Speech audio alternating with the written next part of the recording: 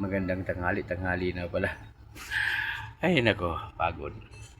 Ako ay nagagawa ng pader. Yan o. Yan.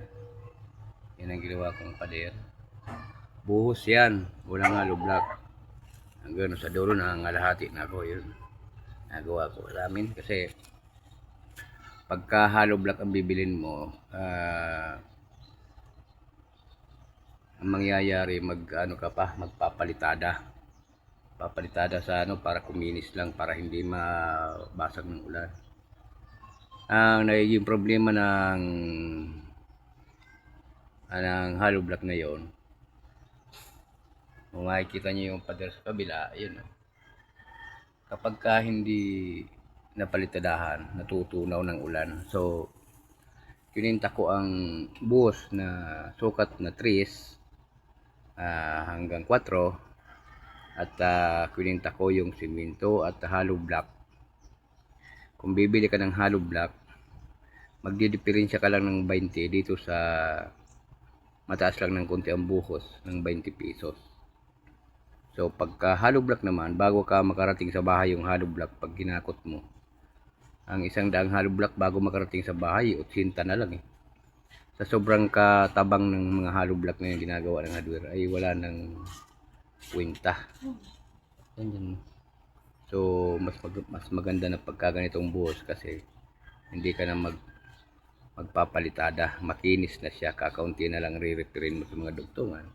Katulad ng dugtungan na yan, hanggang doon, kakunti na lang re-referin mo, at makakasigurado ka pa na hindi kayang tunawin ng ulan. So gumagastos ako dito sa isang buhos na yan ay 200 pesos sa isang buhos na yan, hanggang 220. Pag pininta mo naman yan sa hollow block na 12 piraso, ang isang buhos na yan, 12. Ang 12 kung sa 10 di 120, gagastos ka din dyan ng kalahating supot na simento. So papatak naman ng 220. So parehas lang, minsan nakakalamang lang ng kakaunting diferensya. Kaya lang ang buhos ay matrabaho. Katulad yan, ginawan ko ng forma. Ayan. So mamaya pupusan ko ng gabi. Yan ang bakod ng aming bahay, kasi dati ang bakod ko dito yero lang. So naisip ko, kung hollow block ang babakod ko, maghakot pa ako malayo bago makarating dito ang 100 piraso o 80 na lang, saka babasag. Dahil sobrang sobrang napakalambot ng hollow block ng hardware. So sana ang mga hardware, sana magbenta sila ng mahal, basta maaasahan naman yung kanilang